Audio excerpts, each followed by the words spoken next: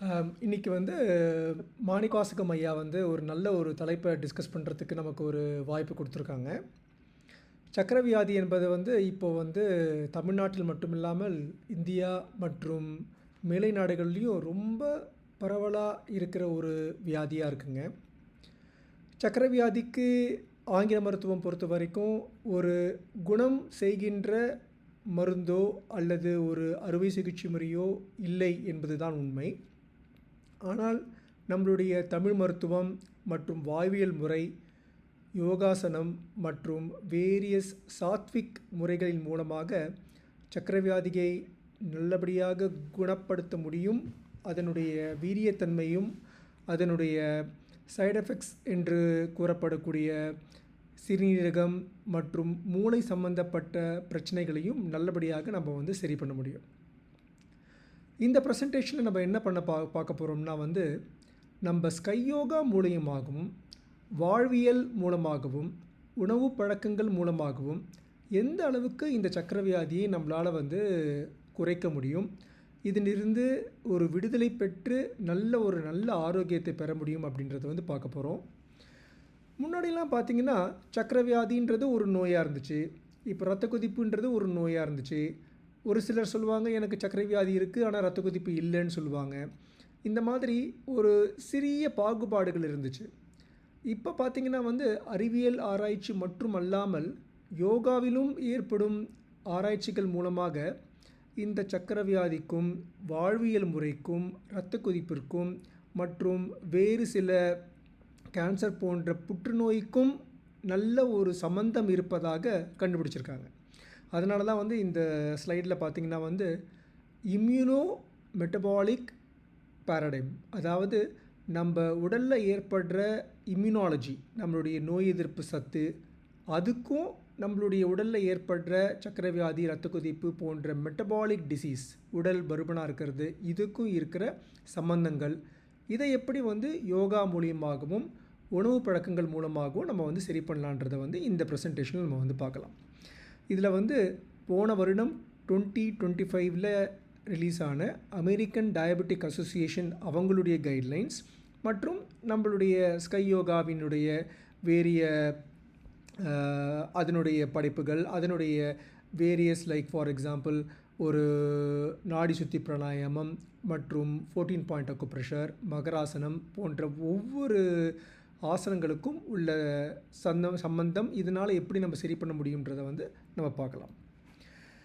இப்போ பார்த்திங்கன்னா வந்து ஒரு சக்கரவியாதின்னு ஒரு மனுஷன் வரும்பொழுது அவர் வந்து ஒரு உடல் பருமனாக இருக்கார் அல்லது அவருக்கு வந்து ஒரு தொப்பை போட்டிருக்கு, இந்த மாதிரி பிரச்சனைகள் இருக்கும் பொழுது ஆங்கில மருத்துவர்களுக்கு மற்ற காரணங்கள் எதனால் இந்த சக்கரவியாதி இந்த மனிதருக்கு வந்தது, அவருடைய வாழ்வியல் முறை எப்படி இருக்குது, அவர் குடும்பத்தில் யாரெல்லாம் இருக்காங்க, அவருடைய அலுவலக பணி எப்படி இருக்குது, ஏதாவது விஷயத்தில் அவருக்கு வந்து வாழ்க்கையில் வந்து ஒரு சுமையாக அதிகமான ஒரு ஸ்ட்ரெஸ் லெவலாக இருக்கா, இதை பார்க்குறதுக்கு வந்து வாய்ப்பு வந்து ரொம்ப கம்மியாக இருக்குது. இப்போ புதிய கோட்பாடுகளில் பார்த்திங்கன்னா வந்து ஒரு சக்கரவியாதியை குணப்படுத்துவோம் என்ற ஒரு நிலையிலிருந்து வெளியில் வந்து ஒரு மனிதனை முழுமையாக பார்த்து அந்த மனிதனுக்கு என்ன வயதாகுது, அவருடைய இரத்த கொதிப்பு எப்படி இருக்குது, அவருடைய மற்ற உணவு மற்றும் பழக்க வழக்கங்கள் எப்படி இருக்குது, அவருடைய சமூகம் எப்படி இருக்குன்றதை பார்த்து அதுக்குரிய வைத்தியம் தர மாதிரியான ஒரு மாற்றங்கள் வந்து இப்போ புதுசாக வந்து ஏற்பட்டிருக்கு. முன்னாடிலாம் வந்து வெயிட் குறைக்கணுன்னா அதுக்குன்னு தனியாக ஒரு ட்ரீட்மெண்ட் இருக்கும். ஃபிசியோதெரப்பி பண்ணுவாங்க, எக்ஸசைஸ் பண்ணுவாங்க, ஜிம்முக்கு போவாங்க. இல்லை சக்கரவியாதியை குறைக்கணும்னா அதுக்குன்னு டாக்டர்கிட்ட போயிட்டு சக்கரவியாதிக்கான மாத்திரைகள், அந்த மாத்திரைகள் வேலை செய்யலைன்னா இன்சுலின், இப்படி பண்ணிகிட்ருப்பாங்க. ஆனால் இந்த வெயிட் குறைக்கிறதுனாலையும் சக்கரவியாதி குணமாகும், சக்கரவியாதியை கண்ட்ரோல் பண்ணால் வெயிட் குறையும் போன்ற பல விஷயங்களை ஒன்றமைந்து ஒரு சேர்ந்த ஒரு முறையில் தான் வந்து இப்போ புதுசாக இருக்கிற ஸ்டாண்டர்ட்ஸ்லாம் வந்து இம்ப்ரூவ் ஆகிட்டுருக்கு. ஒரு மனிதன் எவ்வளவு நேரம் முடிச்சிருக்கார், அந்த முடிச்சிருக்க நேரத்தில் என்னென்ன பண்ணுறார், எவ்வளவு நேரம் நல்லா தூங்குறார், அந்த தூக்கத்தில் எந்த அளவுக்கு நல்ல உயரிய ஆழ்ந்த தூக்கம் ஏற்படுது, இது எல்லாமே ஒரு மனிதருக்கு சக்கரவியாதியை வந்து கண்ட்ரோல் பண்ணுறதுல மிக மிக ஏதுவான ஒரு கோட்பாடுகள்.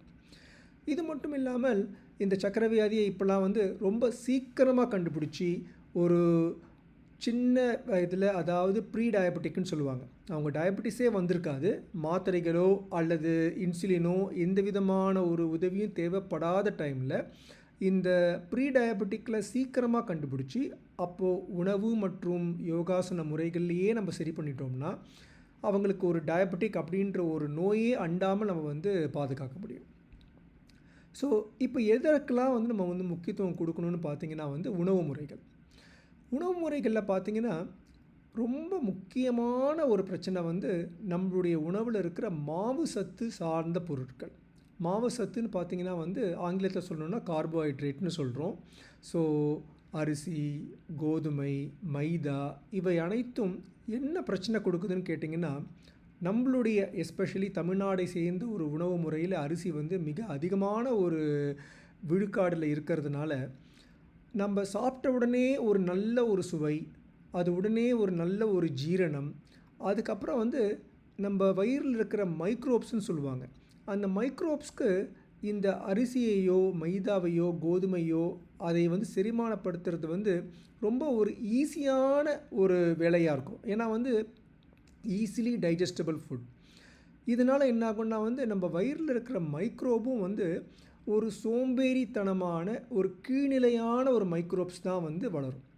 இதே வந்து கொஞ்சம் மில்லட்ஸ் அல்லது உமி, அஸ்குன்னு சொல்லுவாங்க இல்லைங்களா, அந்த உமியோடு இருக்கிற உணவு முறைகள், நல்ல ஃபைபர் இருக்கிற ஃபுட்ஸு, இந்த மாப்பிள்ளை சம்பா அரிசி, போன ப்ரெசன்டேஷனில் கூட ஒரு டாக்டர் அம்மா வந்து ரொம்ப அழகாக வந்து எந்த மாதிரி ஒரு சில அரிசி வகைகள், ஒரு சில வகைகள் வந்து ஒரு பெண்ணுடைய ஹெல்த்துக்கு எவ்வளோ யூஸ்ஃபுல்லாக இருக்குன்னு சொன்னாங்க.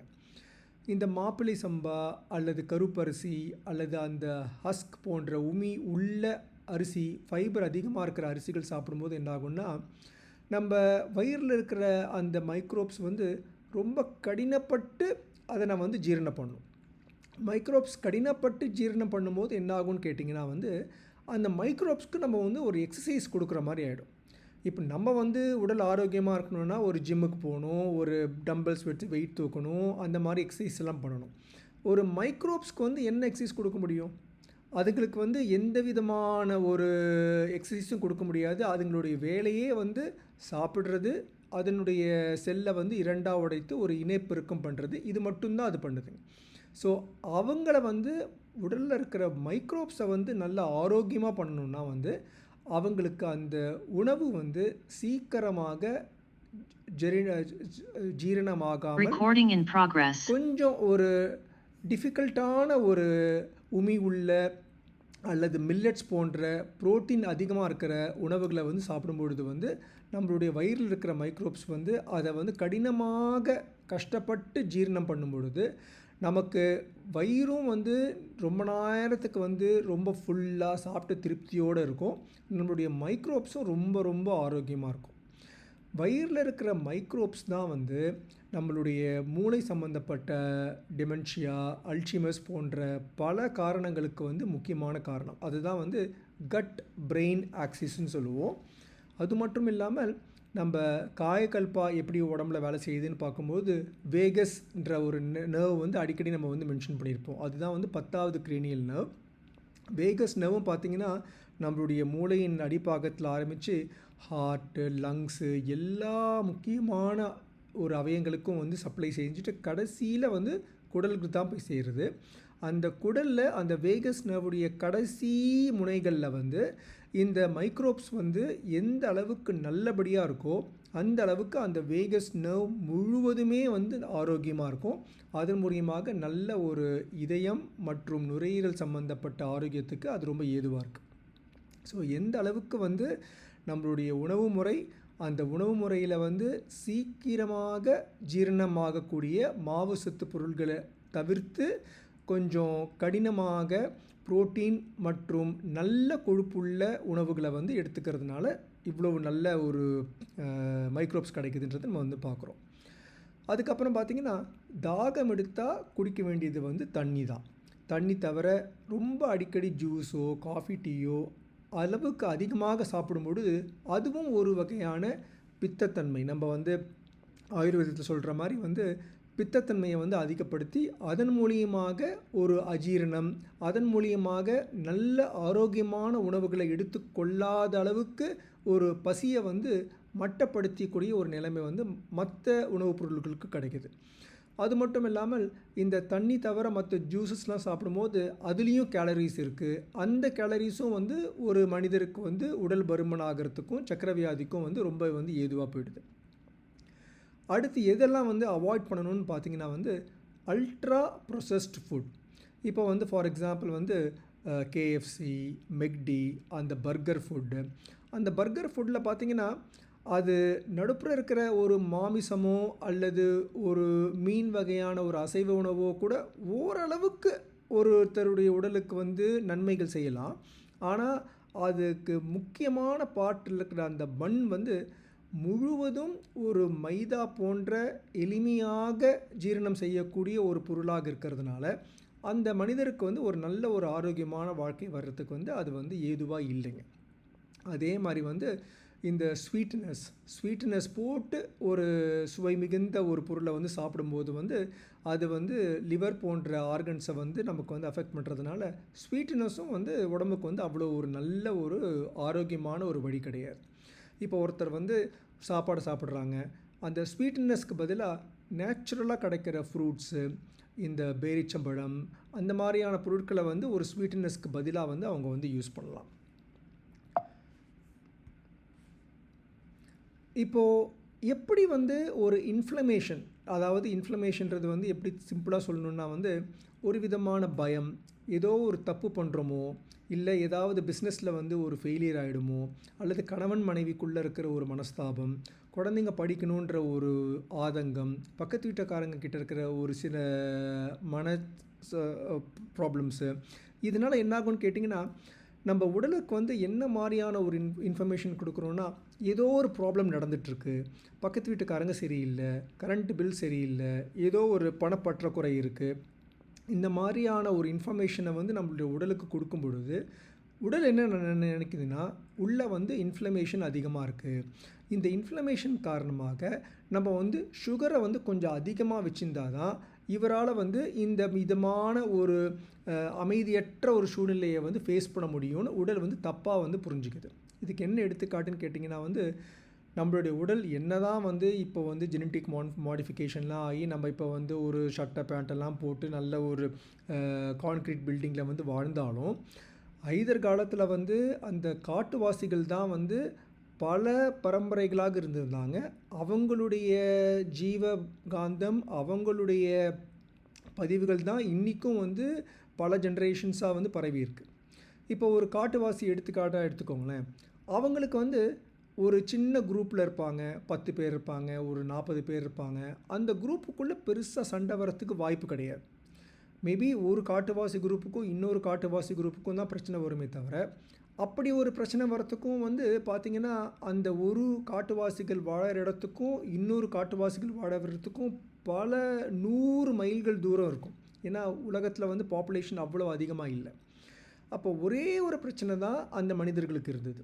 என்ன பிரச்சனைனா வந்து ஒரு வேட்டையாட போகிற ஒரு ஆண்மகனுக்கு வந்து எங்கேயாவது ஒரு புலியோ சிங்கமோ நம்மளை வந்து ஒரு செடி புதரிலிருந்து நம்மளை வந்து அட்டாக் பண்ணி நம்மளை வந்து அடிபட்டுடுமோ அல்லது நமக்கு உயிருக்கு பாதகம் ஏற்படுமோ என்ற ஒரு பயம். அதே மாதிரி ஒரு பெண்மணி வந்து அந்த காட்டில் ஒரு வீட்டில் இருக்கும்பொழுது வந்து ஏதோ ஒரு பல்லி, பூரான், பாம்பு போன்ற ஒரு ஊர்வனங்கள் மூலியமாக தனக்கோ அல்லது தன்னை சார்ந்திருக்கும் குழந்தைகளுக்கோ ஏதாவது பிரச்சனை வருமோன்ற ஒரு பயம். ஸோ இந்த ஒரு பயம்தான் வந்து அந்த காட்டுவாசிகள் மனசில் இருந்துச்சு.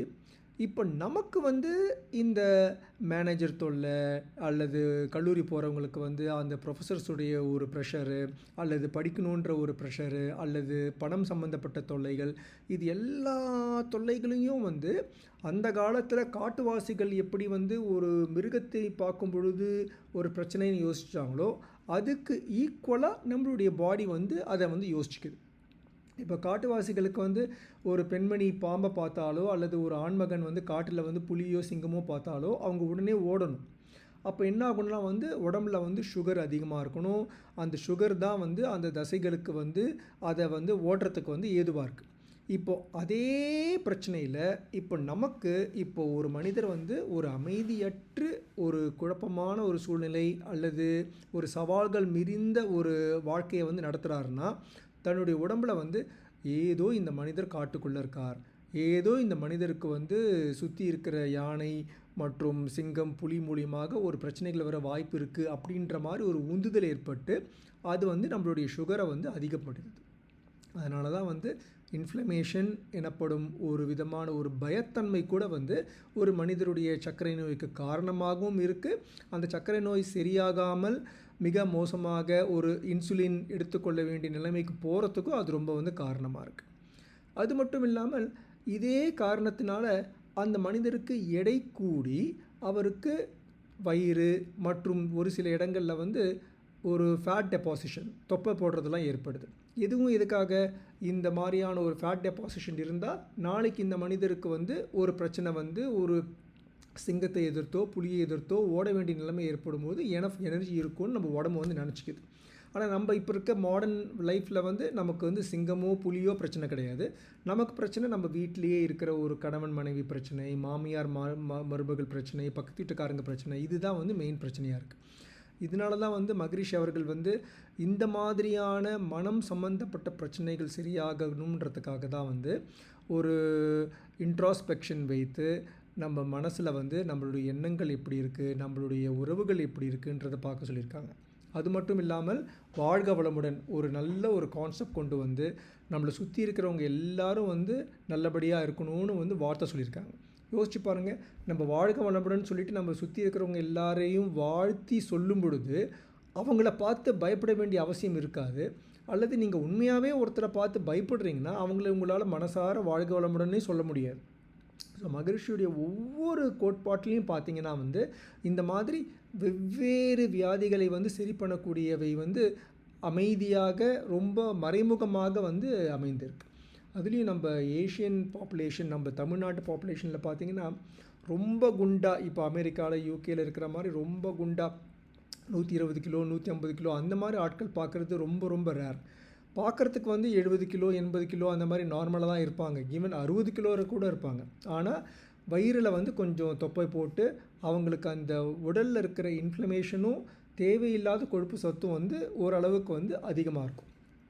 இதை வந்து சரி பண்ணுறதுக்கு வந்து முதல்ல முக்கியமான விஷயம் வந்து 5 அளவு முறை. மகரிஷி சொன்ன மாதிரி அந்த 5 அளவு முறையில் மிக முக்கியமான ஒரு அளவு முறை வந்து உணவு. அந்த உணவில் வந்து நார்மலாக என்ன ஒரு பழக்கம், என்ன ஒரு பிலீஃப்னு பார்த்தீங்கன்னா வந்து கம்மியாக சாப்பிட்டா ஒல்லியாக இருப்போம், ஆரோக்கியமாக இருப்போம், அதிகமாக சாப்பிட்டா குண்டாகிடுவோம், சக்கரை வியாதி ரத்த கொதிப்பு வந்துரும்னு சொல்லிட்டு. இதில் வந்து சாப்பிட்ற பொருளை விட சாப்பிட்ற குவாலிட்டி, எந்த அளவுக்கு குவாலிட்டியான ஒரு பொருட்களை உட்கொள்ளணுன்றது தான் வந்து ரொம்ப ரொம்ப ரொம்ப முக்கியமான ஒரு விஷயம். நான் சொன்ன மாதிரி உணவில் வந்து நல்ல அதிகமான ஒரு புரத சத்து, நல்ல உயரிய கொழுப்பு சத்து, ஃபார் எக்ஸாம்பிள் நெய் ஆகட்டும் அல்லது தேங்காய் எண்ணெய் ஆகட்டும், இதெல்லாம் வந்து உடம்புக்கு ரொம்ப நன்மை செய்கின்ற ஒரு கொழுப்பு சத்து. நல்ல கொழுப்பு சத்து எடுத்துக்கிட்டு இந்த மாவு சத்துன்னு சொல்லப்படுற பாலிஷ்டு ரைஸு, மைதா, கோதுமை இதை வந்து முடிந்த அளவுக்கு குறைத்து சாப்பிட்ணும். இப்போ ஒரு தடவை வந்து சப்பாத்தி சாப்பிட்ணும், அதுக்கு வந்து தொட்டுக்கிறதுக்கு வந்து ஒரு வெண்டைக்காய் பொரியல் அந்த மாதிரி இருக்கோம்னா ஒரே ஒரு சப்பாத்தி இல்லை ஒரு 1.5 சப்பாத்தி இல்லை சப்பாத்தியை கூட முடிந்தூரம் கம்மி பண்ணிவிட்டு வெண்டைக்காய் இல்லை காய்கறிகள்லாம் வச்சு சாப்பிடும்பொழுது வந்து என்ன ஆகும்னா வந்து காய்கறிகள் இருக்கிற ஃபைபர் தான் வந்து நம்மளுடைய வயிறில் இருக்கிற பாக்டீரியாஸ்க்கு நான் ஏற்கனவே சொன்ன மாதிரி மிகப்பெரிய ஒரு ஊத்துவ சக்தி. எப்படின்னு கேட்டிங்கன்னா, எப்படி வந்து சாதாரண பாலிஷ்டு ரைஸு அல்லது மைதாவை விட ஒரு மாப்பிள்ளை சம்பா ரைஸு அல்லது மில்லட்ஸ் வந்து உயரிய ரகமும் இருக்கோ, அதே மாதிரி தான் ஃபைபர்ஸும். காய்கறிகளில் இருக்கிற அந்த நார்ச்சத்து நம்மளுடைய பாக்டீரியாவால் அவ்வளோ ஈஸியாக வந்து ஜீரணம் பண்ண முடியாது. அதனால் பாக்டீரியா ரொம்ப கஷ்டப்பட்டு ஜீரணம் பண்ணும் பொழுது அந்த பாக்டீரியாக்கள் மிக உயரிய மைக்ரோபயாமா வந்து உருவாகுது. இதனால் வந்து வயிறில் ஏற்படக்கூடிய கிரான்ஸ் டிசீஸ், அல்சரேட்டிவ் கோலைட்டிஸ் மற்றும் various gynaecology problems, polycystic ovarian disease, menstrual symptoms இது எல்லாமே வந்து சரியாகிறதுக்கு ரொம்ப ரொம்ப ஏதுவாக இருக்குது. அது மட்டும் இல்லாமல் சாப்பிட்ற பொருள் வந்து அந்த ஃபைபர் அதிகமாக இருக்கணும், சீக்கிரமாக டைஜஸ்ட் ஆகி சுகர் வெளியாகாத மாதிரியான பொருட்களாக இருக்கணும். ஃபார் எக்ஸாம்பிள் வந்து இப்போ வந்து ஒரு பொங்கல் அல்லது இட்லி இந்த மாதிரி சாப்பிடும்போது வந்து அதெல்லாம் வந்து ஹை கிளைசிமிக் இன்டெக்ஸ், சாப்பிட்ட உடனே வந்து சுகரை வந்து ரிலீஸ் பண்ணும், உடனே வந்து ரிலீஸ் ஆகிடும். இதே நல்ல ஃபைபராக நிறைய காய்கறிகள், பொரியல், கீரை இதை வச்சு சாப்பிடும்போது அதெல்லாம் வந்து லோ கிளைசிமிக் இண்டெக்ஸ், சாப்பிட்டுட்டு நம்மளுடைய உடல்லிருந்து அந்த குளுக்கோஸ் ரிலீஸ் ஆகிறது வந்து ரொம்ப ஸ்லோவாக ரிலீஸ் ஆகும். இதனால் என்ன ஆகும்னு கேட்டிங்கன்னா, லெப்டின் அப்படின்ற ஒரு ஹார்மோன் இருக்குது. அந்த லெப்டின் ஹார்மோன் தான் வந்து இந்த மனிதர் நல்லபடியாக சாப்பிட்டுட்டார் போதும், அந்த ஒரு மன திருப்தி, இங்கிலீஷில் வந்து சாட்டியிட்டின்னு சொல்லுவாங்க, அந்த சாட்டியிட்டி ஏற்படுறதுக்கு இந்த லெப்டின் வந்து ரொம்ப ரொம்ப ஏதுவாக இருக்குது. இதே ஒரு மாவு சத்து மிகுந்த ஒரு உணவை சாப்பிடும்போது நீங்கள் காலையில் ஒரு ஒரு 2 இட்லி, கொஞ்சூண்டு சட்னி, கொஞ்சூண்டு சாம்பார் வச்சு தொட்டுட்டு ப்ரிடாமினெண்ட்டாக ஒரு இட்லி தோசைன்னு சாப்பிடும்பொழுது ஒரு தோராயமாக ஒரு 3 மணி நேரம் பொறுத்து ஒரு 10 மணிக்கெலாம் திரும்ப பசி வந்துடும். அப்போ என்ன ஆகும்னா, ஒரு பசி இருக்கே, மத்தியானம் ஆகலையே, லன்ச் டைம் வரலையேன்னு சொல்லிட்டு திரும்ப ஒரு காஃபியோ டீயோ வடையோ ஏதோ சாப்பிடும்போது திரும்பவும் அதில் இருக்கிற ஒரு ஈஸியாக டைஜஸ்ட் ஆகிற பொருள் வந்து திரும்ப ஒரு 2 ஹவர்ஸில் நல்ல பசி இருக்கும். மத்தியானம் சாப்பிட்டாலும் திரும்ப சாயங்காலம் பசி இருக்கும், சாயங்காலம் திரும்ப ஒரு நொறுக்கு தண்ணி சாப்பிடுவோம், திரும்ப நைட்டும் வந்து ஒரு 7 மணி 8 மணிக்கு வந்து உணவு எடுத்துக்க வேண்டிய அவசியம் இருக்குது. இது காரணம் வந்து அந்த லெப்டின் ஹார்மோன் குறைவாக செக்ரீட் ஆகுது, கெர்லின் அப்படின்ற ஹார்மோன் அதிகமாக செக்ரீட் ஆகுது. அந்த கெர்லின் ஹார்மோன் தான் பசியை தூண்டும், லெப்டின் ஹார்மோன் வந்து நமக்கு வந்து ஒரு நல்ல ஒரு சாட்டியிட்டி மற்றும் மன நிறைவை வந்து கொடுக்கும். அந்த லெப்டின் ஹார்மோன் வரத்துக்கு நம்மளுடைய உணவில் இருக்கிற புரத சத்து, நல்ல கொழுப்பு சத்து, காய்கறிகள் அதிகமாக வந்து நம்ம எடுத்துக்கணும். இந்த மில்லட்ஸும் வந்து நம்ம ஏற்கனவே சொன்ன மாதிரி டைஜஷன் ஆகிறதுக்கு நேரம் எடுக்கிறதுனால அதுவும் ஒரு வகையில் வந்து ஒரு வயிறு ஃபுல்லாக இருக்கும். காலையில் பார்த்திங்கன்னா வந்து கேழ்வரகு சாப்பிட்டோம்னா வந்து அந்த 10 மணி 11 மணிக்கெலாம் வந்து ஒரு காஃபி சாப்பிட்ணும், ஒரு நொறுக்கு தீனி சாப்பிட்ணுன்ற ஒரு அவசியமே இல்லாமல் பசி வந்து நல்லபடியாக சரியாகி ரொம்ப நேரத்துக்கு பசி இல்லாமல் இருக்கும். அதே மாதிரி வந்து சாப்பாடு சாப்பிடும்போது வந்து ஒரு காலத்தில் வந்து பிரேக்ஃபாஸ்ட் வந்து ரொம்ப முக்கியம், eat the breakfast like a கிங்குன்னு சொல்லுவாங்க, நல்லா பிரேக்ஃபாஸ்ட் சாப்பிட்டு போகணும்னு சொல்லுவாங்க. ஆனால் இப்போ இருக்கிற லேட்டஸ்ட் சயின்டிஃபிக் எவிடன்ஸ் பிரகாரம் பார்த்திங்கன்னா வந்து பசி இல்லாமல் சாப்பிடவே கூடாது. ஏன்னா பசி இருந்து சாப்பிட்றதே ஒரு மனிதருக்கு வந்து உடல் பருமன் மற்றும் உடல் எடை ஏற்படும் பொழுது, பசி இல்லாத பொழுது சாப்பிட்றதுன்றது வந்து ஒரு தேவையில்லாத ஒரு கேலரி. அதனால் காலையில் எழுந்த பிறகு நிறைய தண்ணி குடிச்சிட்டு நம்மளுடைய ஸ்கை யோகாவுடைய அந்த யோகாசன முறைகள், simplify kundalini exercises, காயக்கல்பம், மகராசனம், 14 point acupressure, தியானம் எல்லாம் முடிச்சுட்டு நம்ம வந்து எவ்வளவுக்கு எவ்வளவு உணவை வந்து பார்த்திங்கன்னா வந்து நீங்கள் சீக்கிரமாக சாப்பிட்டுட்டிங்கன்னா இந்த மாதிரி ஃபுல் எக்ஸசைஸும் பண்ண முடியாது. ஏன்னா நிறைய எக்ஸசைஸ் வந்து நமக்கு வந்து வெறும் வயிற்றில் பண்ணுறது தான் வந்து நல்லது. ஸோ இந்த எக்ஸசைஸ்லாம் பண்ணிவிட்டு முடிஞ்ச அளவுக்கு பிரேக்ஃபாஸ்ட்டை வந்து லேட்டாக சாப்பிட்டோம்னா என்ன ஆகும்னா வந்து பசி எடுத்து சாப்பிடுவோம். பசி எடுத்து சாப்பிடும் பொழுது அந்த லெப்டின் ஹார்மோன் நல்லபடியாக சுரந்து நல்ல ஒரு சாட்டியிட்டி வந்து கிடைக்கும்.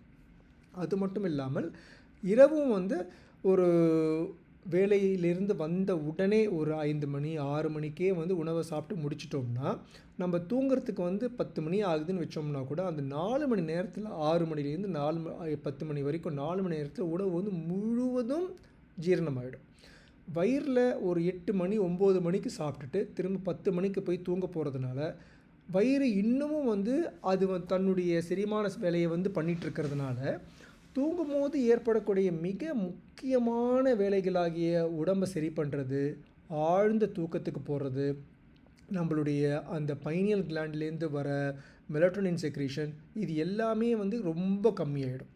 ஏன்னா உடல் வந்து என்ன யோசிக்கும்னா வந்து வயிறு முழுக்க வந்து இப்போது வந்து ஒரு பிரியாணி ஏதோ ஒரு பொருட்கள் இருக்கும்போது அதை வந்து நல்லபடியாக ஜீரணம் செய்கிறதுலையே தான் ஒரு இரவினுடைய முற்பகுதி முழுவதும் போயிடும். பிற்பகுதியில் தான் வந்து ஜீரணம் நல்லபடியாக ஆகி நம்மளுடைய பைனியல் கிளாண்டிலிருந்து மெலட்டோனின் செக்ரீட் ஆகி நல்ல ஒரு ஆழ்ந்த உறக்கம் ஏற்பட்டு அந்த மெலட்டோனின் தான் வந்து உடலில் இருக்கிற அந்த நம்மளுடைய ஜீனில் இருக்கிற வந்து டிலோமரேஸ் வந்து அழியாமல் ஜீனில் இருக்கிற சின்ன சின்ன வந்து உபாதைகளை வந்து சரி பண்ணுறது இதெல்லாம் வந்து பண்ணுது.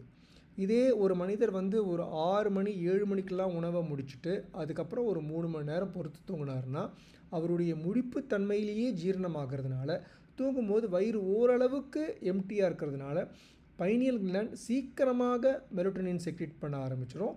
நம்மளுடைய தூக்கத்தில் இருக்கிற அந்த முழு 7 மணி நேரம், முழு 8 மணி நேரம் மெலட்டோனின் மூலமாக ஒரு உத்வேகமான ஒரு உடம்பு ஏற்படும்.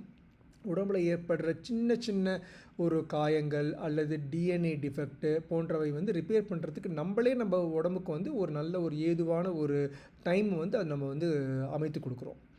இப்போது யாராவது ஒருத்தருக்கு வந்து அவங்களுடைய அப்பா அம்மா 2 பேருமே வந்து சர்க்கரை வியாதி இருக்குது, இல்லை தாத்தா பாட்டிக்கு சர்க்கரை வியாதி இருக்குன்னா, அவங்க வந்து ஒரு சர்க்கரை வியாதி வந்துடுச்சுன்னா அதை வந்து ரொம்ப ஈஸியாக எடுத்துப்பாங்க. எங்கள் அம்மாவுக்கு இருந்துச்சு, எங்கள் அப்பாவுக்கு இருந்துச்சு, எங்கள் அப்பாவுக்குலாம் வந்து 40 வயசில் வந்துச்சு, எனக்கு வந்து 50 வயசில் தான் வந்துச்சுன்னு சொல்லிட்டு அதை வந்து ஒரு பெருமையாக சொல்லுவாங்க. இப்போ புதுசாக இருக்க கோட்பாடுகள் என்னென்னு பார்த்தீங்கன்னா வந்து டபுள் ஹிட் ஹைப்போதீசிஸ், இல்லைனா வந்து 2 ஹிட் ஹைப்போதீசிஸ். 2 ஹிட்னா வந்து 2 விஷயங்கள் நடக்கணும். ஒரு சர்க்கரை வியாதி வரணும்னா அதுக்கு 2 விஷயங்கள் நடக்கணும். ஒரு விஷயம் அவங்களுடைய அந்த கர்ம பதிவுகளை இருக்கிற அந்த சர்க்கரை வியாதின்ற நோய், அப்பா அம்மா தாத்தா பாட்டா பூட்டன்லேருந்து நமக்கு வந்து வர அந்த கர்ம பதிவுகள். அது மட்டும் இல்லாமல் நம்மளும் வந்து நம்மளுடைய வாழ்க்கை முறையில் வந்து தவறான வாழ்க்கை முறை, தவறான உணவு முறை இதெல்லாம் இருக்கிறது. இதுதான் வந்து 2 ஹிட் ஹைப்போதீசிஸ். இது ஆங்கில உலகத்தில் மாடர்ன் சயின்ஸ்லேயே வந்து ப்ரூவ் பண்ணியிருக்காங்க. ஒருத்தங்களுடைய ஜீனில் வந்து டயபெட்டிக் சான்சஸ் அதிகமாக இருந்தால் கூட அவங்க வந்து இந்த செகண்ட் ஹிட், 2வது ஸ்டேஜ் வாழ்க்கை முறையை வந்து நல்லபடியாக ஆரோக்கியமாக வச்சுருந்தாங்கன்னா ஃபஸ்ட்டு ஹிட் இருக்கிற ஜெனட்டிக் டிசீஸ் எல்லாத்துலேருந்து ஈஸியாக வந்து வெளியில் வரலாம். அதுதான் வந்து சிஸ்டமிக் ரீப்ரோக்ராமிங், நம்ம உடம்பையே வந்து ரீப்ரோக்ராம் பண்ணுறது. இது மட்டும் இல்லாமல் நம்ம மகரிஷியுடைய அந்த காயக்கல்பா பண்ணும் பொழுது நம்மளுடைய ஜீவ வித்து குழம்பில் இருக்கிற மிக அதிகமாக இருக்கிற ஒரு பதிவுகளையும் மிக அதிகமாக இருக்கிற ஜீவகாந்தத்தையும் உடல் முழுவதும் பரவிடும்போது பகல் முழுவதும் நமக்கு அது நல்ல ஒரு புத்துணர்ச்சி தருது. நம்மளுடைய காயக்கல்ப பயிற்சியை காலை மாலை உணவுக்கு முன், தூங்குவதற்கு முன், உடலுறவின் பொழுது இந்த மாதிரி ஒவ்வொரு முறையிலும் சரியாக பயன்படுத்தும் பொழுது அந்த ஒரு ஜீவகாந்த தேக்கம் எங்கேயும் ஏற்படாமல் உடல் முழுவதும் அந்த ஜீவகாந்தம் பரவுறதுனால நீங்கள் வந்து பார்த்திங்கன்னா வந்து ஒரு நல்ல ஒரு முடி வளர்ச்சியிலிருந்து, முகப்பொலிவிலிருந்து, தோல் பொலிவிலிருந்து, ஜீரண சக்தியிலிருந்து, ஆரோக்கியமான ஒரு நுரையீரல், இதயம் அனைத்துக்கும் வந்து அது ரொம்ப ரொம்ப ஏதுவாக வந்து இருக்கும். மற்றும் நம்மளுடைய இந்த யோகாசன முறைகளில் பார்த்திங்கன்னா எஸ்பெஷலி வந்து மகராசனம், அந்த வயிறை வந்து புழிகிற மாதிரியான ஒரு ஆசனங்கள், மற்றும் வந்து நம்மளுடைய மகரிஷி அவர்கள் சொல்லியிருக்கிற அந்த 14 பாயிண்ட் அக்குப்ரெஷர், நம்மளுடைய விரல்களில் தான் வந்து அந்த 5 பூதங்களுடைய சக்திகளும் இருக்குது. இது நம்ம நிறைய இடத்துல நீங்கள் வந்து கேள்விப்பட்டிருப்பீங்க. அந்த 5 பூதங்களில் இருக்கிற சக்தியை வந்து நம்ம வந்து அந்த 14 பாயிண்ட் அக்குப்ரெஷர் மூலம் வந்து கிட்னி, பேங்க்ரியாஸ், லிவர், ஸ்ப்ளீன் எல்லா உறுப்புக்கும் நம்ம வந்து தொடும் பொழுது அந்த ஜீவகாந்தத்தன்மை அந்த பர்டிகுலர் உறுப்புக்கு நல்லபடியாக பரவி ஒரு நல்ல ஒரு சமம் ஏற்படுது. அந்த சமம் இன்மை காரணமாக தான் வந்து ஒரு மிகினும் குறையினும் நோய் ஏதுவாகுது.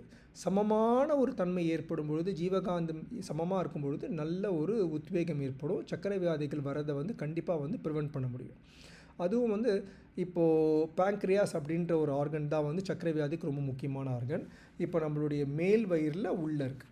இப்போ அந்த ஆர்கன் ரொம்ப உள்ளே இருக்கிறதுனால நம்ம ப்ராப்பராக இந்த மகராசனம் போன்ற உடற்பயிற்சி பண்ணும்போது தான் அந்த ஆர்கனுக்கே ஒரு சின்ன ஒரு ப்ரெஷர் கொடுக்குறோம், ஒரு மசாஜ் மாதிரி கொடுக்குறோம். யோசிச்சு பாருங்கள், இப்போ எங்கேயோ போகிறோம், இப்போ இடிச்சிக்கிச்சு, ஏதோ ஒருத்தர் இடிச்சிக்கிச்சுன்னா என்ன பண்ணுறோம், வலி ஏற்படுது. ஏன் வலி ஏற்படுது? மகரிஷி சொல்லியிருக்கார் இல்லைங்களா, அந்த சர்க்குலேஷனில் ஒரு குறுக்கு ஏற்படுது. அந்த குறுக்கு ஏற்படும் போது நம்ம என்ன பண்ணுறோம், அதை தேய்ச்சி விடுறோம், அதை கொஞ்சம் வந்து மசாஜ் பண்ணி விடுறோம். அந்த இடத்துல மசாஜ் பண்ணும்பொழுது அந்த ஜீவகாந்தம் வந்து மற்ற இடத்துலேருந்து அதில் சமன் செய்து அந்த வலி கொஞ்சம் சரியாகி கொஞ்சம் கொஞ்சமாக அந்த வலி சரியாயிடுது.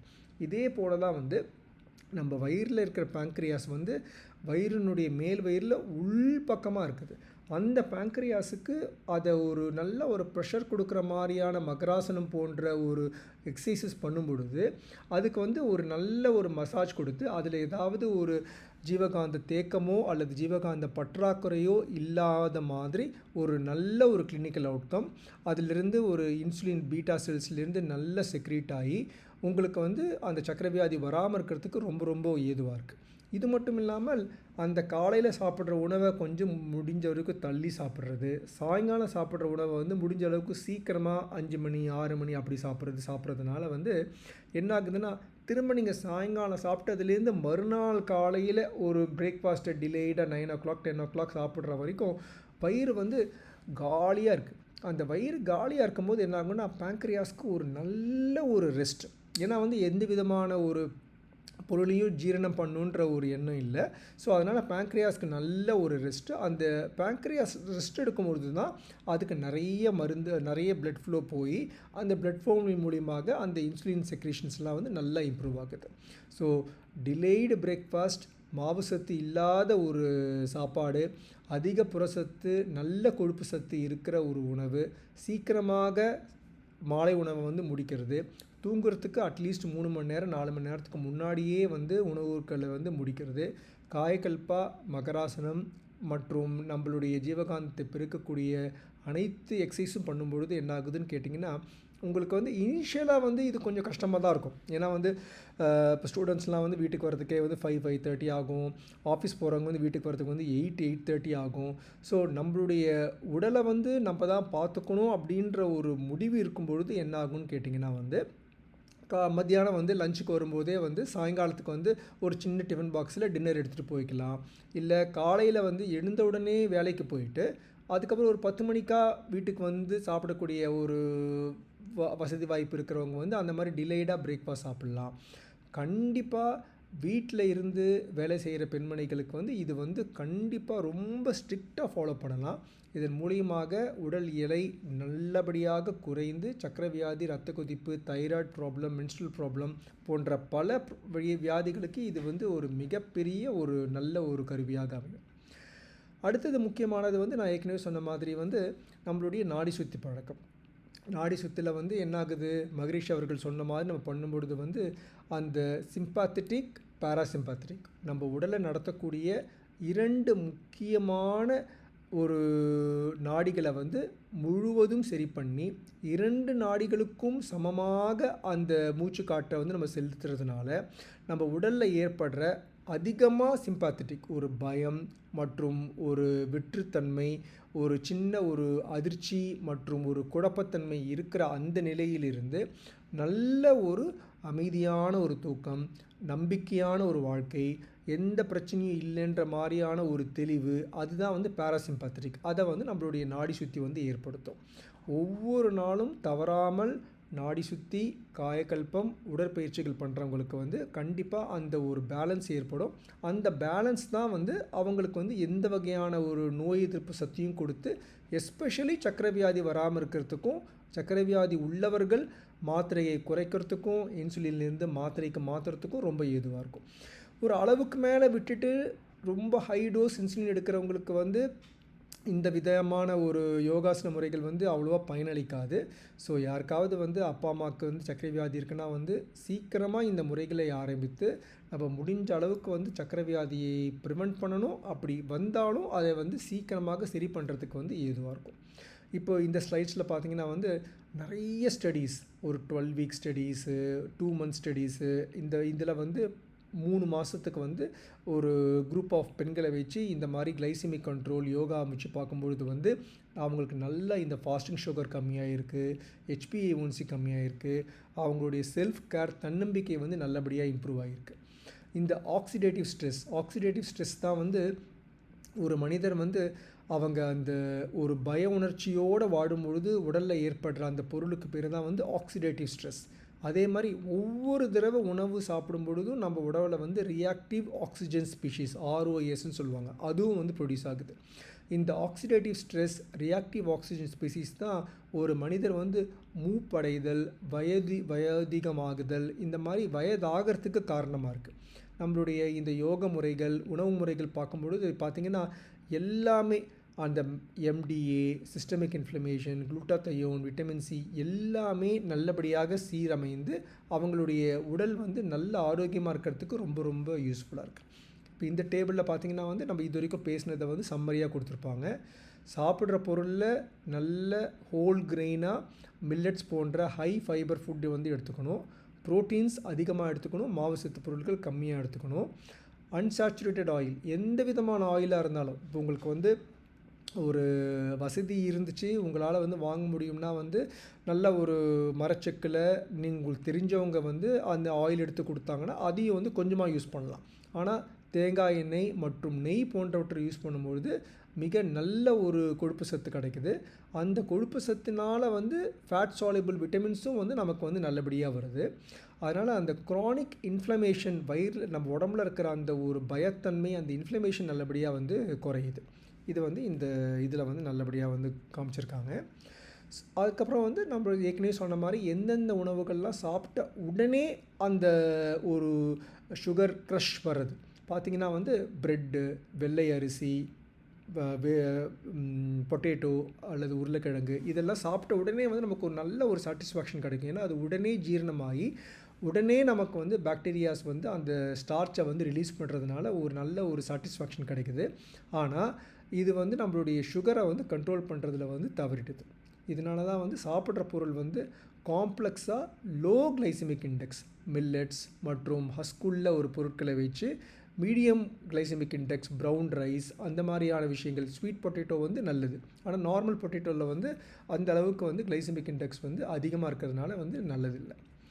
இதை வந்து நல்லபடியாக பண்ணும்போது என்ன ஆகும்னு கேட்டிங்கன்னா, முதல்ல 4 வாரத்தில் நம்ம ஏற்படுற மாற்றங்கள் வந்து டீடாக்சிஃபிகேஷன், உடம்புல இருக்க டாக்ஸின்ஸ் எல்லாம் கம்மியாகி உடம்புக்கு ஒரு நல்ல ஒரு புத்துணர்ச்சி ஏற்பட்டு, ஒரு சிலருக்கு இதை வந்து ஸ்ட்ரிக்டாக ஃபாலோ பண்ணாங்கன்னா கொஞ்சம் ஒரு 2 நாளைக்கு வந்து ஒரு வயிற்றுப்போக்கு ஏற்படலாம், ஒரு 2-3 நாளைக்கு வந்து ரொம்ப அசதியாக இருக்கலாம் அந்த ஒரு மாற்றத்தின் காரணமாக. இந்த 4 வாரத்தில் வந்து நம்ம உடம்பு வந்து அந்த டீடாக்சிஃபிகேஷன் ஆகி நம்மளுடைய உடம்புல இருக்கிற அந்த ஆயுர்வேதம் சொல்கிற மாதிரி ஆமா அப்படின்னு சொல்லுவாங்க, அந்த ஆமாவை ரிமூவர் தான் அந்த பஞ்சகர்மா அப்படின்ற ஒரு எக்ஸசைஸ்லாம் இருக்குது ஆயுர்வேதத்தில். அந்த ஆமா ரிமூவ் ஆகிடுச்சுன்னா அதுக்கு அடுத்தது வந்து நம்மளுடைய ஹோல் உடம்பே வந்து அந்த புது சாத்வீக உணவு முறைக்கு வந்து நல்ல டயட்ரி ரீசெட் ஆகிடும். அதனால் வந்து நீங்கள் வந்து ஒரு சில டைமில் வந்து புரோட்டீன் மூலியமாக கேலரி அதிகமாக சாப்பிட்டா கூட நம்ம உடம்புல இருக்கிற மைக்ரோபயோம் வந்து அது நல்லபடியாக வந்து நம்மளுக்கு சரி பண்ணிடும். மற்றும் ஒரு 3 மாதத்துக்கு தொடர்ந்து இது பண்ணும் பொழுது அதுக்கு அடுத்து பார்த்திங்கன்னா உங்களுடைய உடம்புல இருக்கிற சுகரெல்லாம் கம்மியாக ஆரம்பிக்கும், ரத்த கொதிப்பில் இருக்கிற பிளட் ப்ரெஷரும் கம்மியாக ஆரம்பிக்கும், பிளட் டெஸ்ட் பண்ணிங்கன்னா வந்து கொலஸ்ட்ரால் போன்றவையும் வந்து ரொம்ப நல்லா வந்து கம்மியாகும்.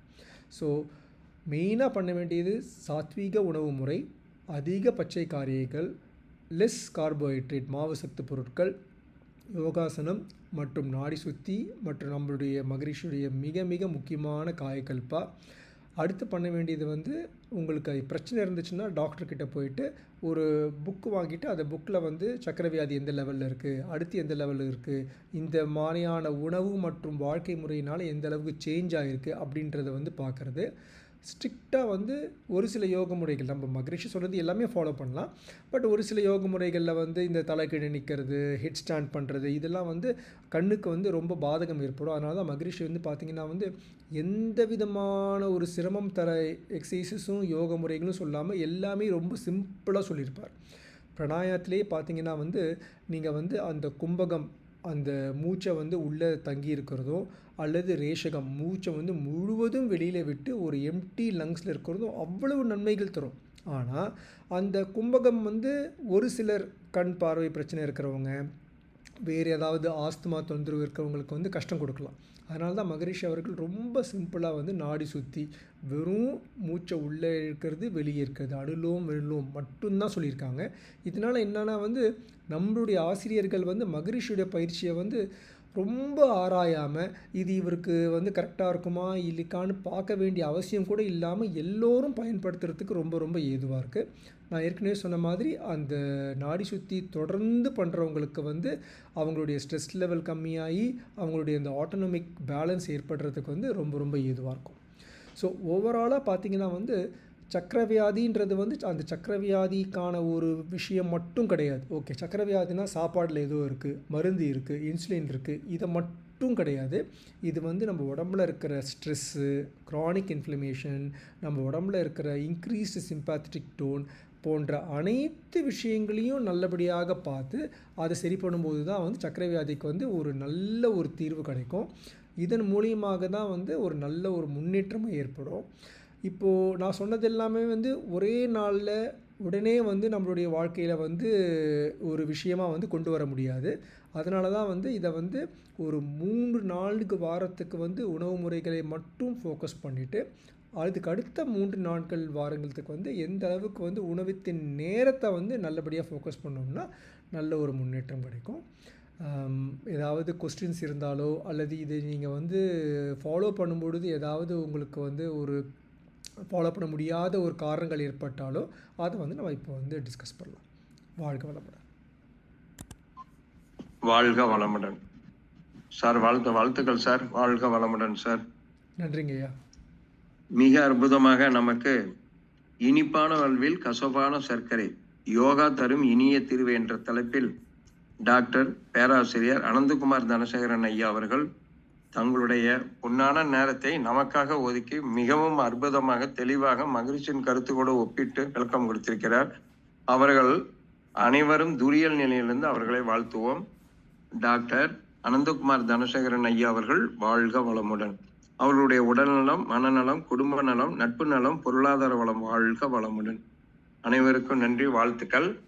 யாருக்காவது ஹேண்ட் அவர்கிட்ட கேட்கணும் கேள்வின்னா கேட்கலாம். சிவகாமி துரைசாமி அம்மா ஹேண்ட் ரைஸ் பண்ணிருக்கிறீங்க, மைக்கை அன்மியூட் பண்ணி கேளுங்க. ஐயா வாழ்க வளமுடன். வாழ்க வளமுடன்மா. அனைவருக்கும் இனிய மாலை வணக்கம். வந்து இப்ப சம்மர்ல எனக்கு வந்து ஒரு மோஷன் போர்ல டிஸ்டர்பன்ஸ் இருக்குது. சரிங்கம்மா. தண்ணி வந்து நிறைய குடிச்சாலுமே அப்புறம் ஃப்ரீ மோஷன் வர மாட்டேங்குது. சரிங்கம்மா. இப்போ ஒரு 2 டேஸா பிளான் பண்ணியிருக்கேன். நைட்டு வெறும் ஃப்ரூட்ஸ் மட்டும் சாப்பிட்டுக்கலாம் அப்படின்ட்டு. இதுக்கு வேற ஐடியாஸ் ஏதாவது இருந்தா சொல்லுங்க. சரிங்கம்மா. தண்ணி நிறைய குடிக்கிறீங்க, அது ரொம்ப கரெக்டு. அதை வந்து தொடர்ந்து நீங்கள் ஃபாலோ பண்ணுங்கள். அடுத்து முக்கியமாக பண்ண வேண்டியது வந்துமா, நம்ம சாப்பாடில் வந்து ஃபைபர் சத்து, நார் சத்து அதிகமாக இருக்கணுமா. ஸோ நீங்கள் சாப்பிட்றதுல வந்து காய்கறிகள் கொஞ்சம் விலை அதிகமானால் கூட கீரையை வந்து தினமும் கீரையை சேர்த்துக்கிறது, காய்கறிகள் சேர்த்துக்கிறது, தயிர் சேர்த்துக்கிறது, பாலை கொஞ்சம் குறைக்கிறது, இதெல்லாம் பண்ணிங்கன்னா வந்து உங்களுக்கு அந்த நார் சத்து என்னாகும்னு கேட்டிங்கன்னா வந்து உடலில் இருக்கிற கழிவுகளை வந்து வெளியே தள்ளுறதுக்கு வந்து ரொம்ப ரொம்ப ஏதுவாக இருக்கும். அந்த நார் சத்து தான் வந்து டைஜஷன் ஆகாமல் பெருக்குடலுக்கு போகும் பொழுது மற்ற மலங்களோடு சேர்ந்து அது ஒரு நல்ல ஒரு கடினத்தன்மையான ஈஸியாக லெகுவாக வெளியே வரக்கூடிய மலமாக ஃபார்ம் பண்ணுறதுக்கு நார் சத்துக்கள் ரொம்ப ரொம்ப முக்கியமாக இருக்குமா. அதனால் சாப்பாடில் நார் சத்து அதிகம் பண்ணி மாவு சத்து பொருட்களை கம்மி பண்ணி சாப்பிட்டிங்கனாலே நல்ல முன்னேற்றம் இருக்குமா. நான் வந்து பியூர் வெஜிடேரியன். சரிங்கம்மா. காய்கறி ஒரு காய், ஒரு கீரை, சுண்டல், இதெல்லாம் காய் எப்பவுமே இருக்கும். கூட வந்து சுண்டல் இல்லாட்டி கீரை 2 வகை வந்து சைட் டிஷ்ஷாக வச்சுக்கிறோம். இல்லாட்டி ஒரு நாளைக்கு முட்டை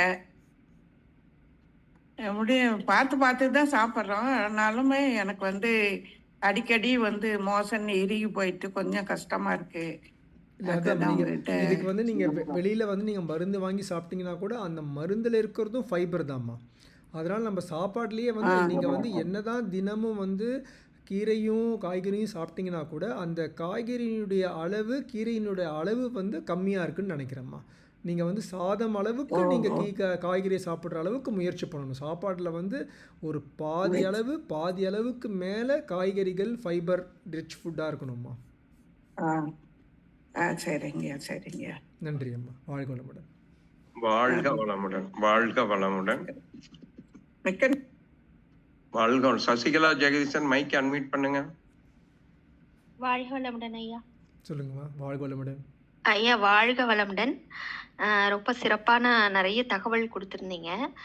இந்த விலங்கின பதிவு அப்படின்னு அருட்தந்தை அவங்க வந்து நம்ம செல்ஸ்ல இருக்கு அப்படிங்கிறது சொல்லும் போது நம்ம உடற்பயிற்சி செய்யறப்போ அதெல்லாம் மாற்றங்கள் ஏற்படும் தொடர்ந்து செய்யும் பொழுதுன்னு சொன்னாங்க.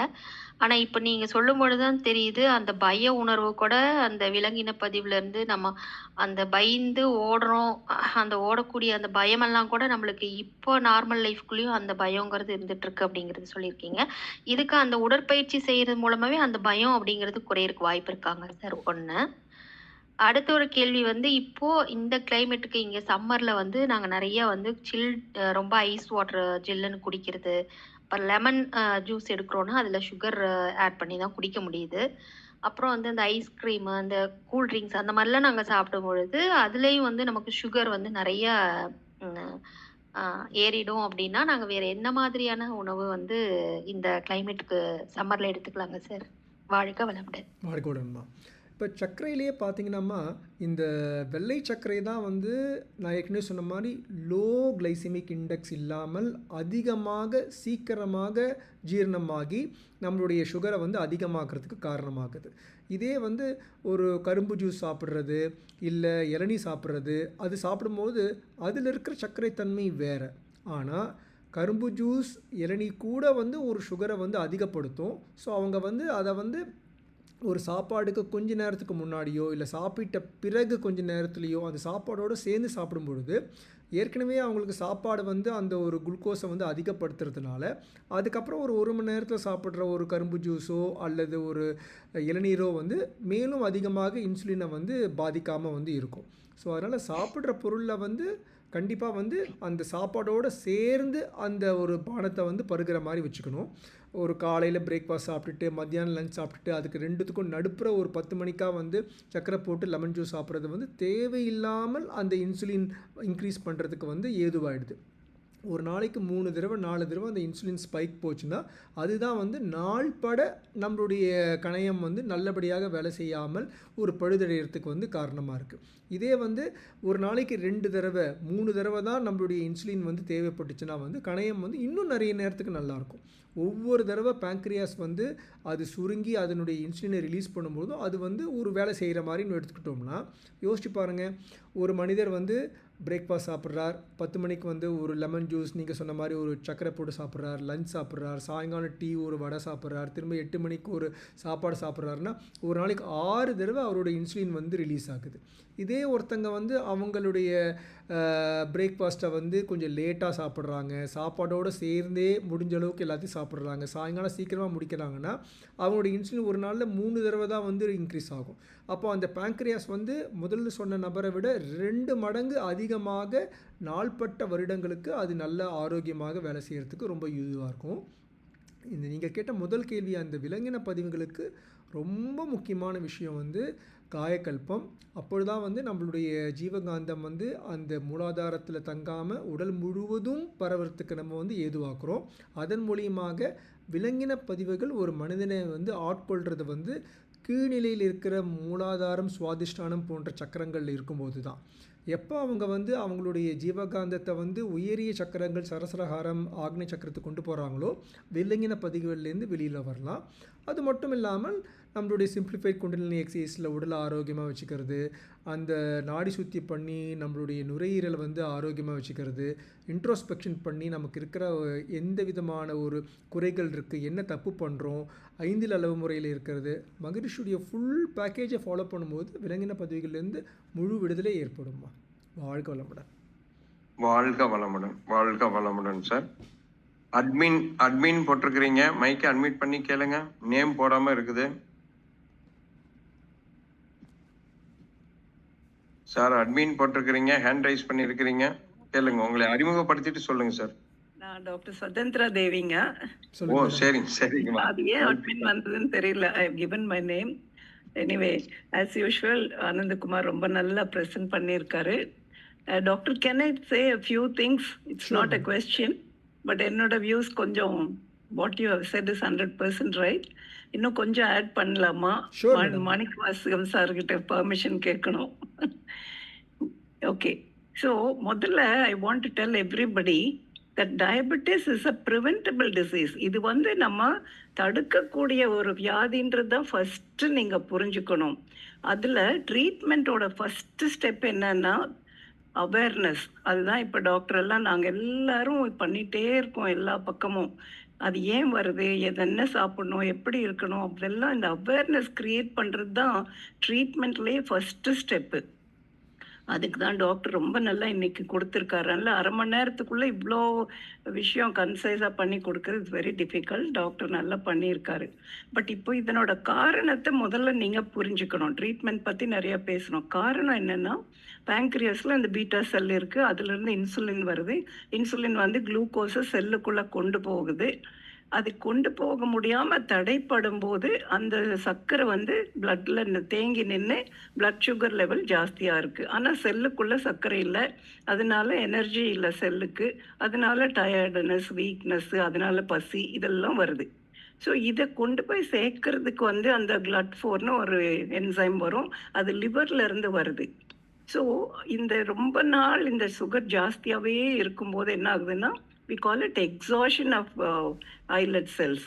இப்போ சர்க்கரை வியாதி வந்தால் நம்மளுடைய பீட்டா செல் எல்லாம் செத்து போச்சுன்னு அர்த்தம் இல்லை. That's not dead, it's just exhausted. அப்போது இந்த எக்ஸாஷனை சரி பண்ணினா இதை ரிவர்ஸ் பண்ண முடியும் அப்படிங்கிறத புரிஞ்சுக்கணும். அப்புறம் இது வர்றதுக்கான காரணங்கள் பார்க்கும்போது ஹெரிடிட்ரி டாக்டர் சொன்னார். எல்லாரும் சொல்லக்கூடிய ஒரே விஷயம், எங்ககிட்ட வர்ற எல்லாரும் எங்கள் அம்மாவுக்கு இருந்தது, அப்பாவுக்கு இருந்தது, பாட்டிக்கு இருந்தது, இதே தான் பேசுவாங்க. ஆனால் ஹெரிடிட்ரியில் உங்கள் அப்பாவுக்கு மட்டும் இருந்தால் உங்களுக்கு 25% சான்ஸ் வர்றதுக்கு, அம்மாவுக்கும் இருந்தால் 25, 2 பேருக்கும் இருந்தால் 50% சான்ஸ் வர்றதுக்கு. ஆனால் 50% வராமல் இருக்கிறதுக்கு சான்ஸ் இருக்குது. அதை பற்றி யாருமே நினைக்கிறது இல்லை. நீங்கள் வந்து அப்பா அம்மாவோட அதே லைஃப் ஸ்டைல், அதே ஆகாரம் ஃபாலோ பண்ணி தான் நீங்கள் வருதே தவிர it's not just because of heredity. அதை புரிஞ்சுக்கணும். ரெண்டாவது ஒபேசிட்டி, வெயிட் எப்போவுமே நம்ம வந்து ஒரு ஞாபகத்தில் வச்சுக்கணும். ஐடியல் வெயிட்டுக்குள்ளே இருக்கும்போது நமக்கு நல்லது. ஏன்னா ஃபேட் நிறைய ஆகும்போது அது லிவரில் போய் டெபாசிட் ஆகி ஃபேட்டி லிவர் ஆகும். நிறைய பேருக்கு தெரியாது ஃபேட்டி லிவர் இருக்குன்னு. அந்த ஃபேட்டி லிவர் தான் is the cause that insulin is not able to take the cells into the take glucose into the cells.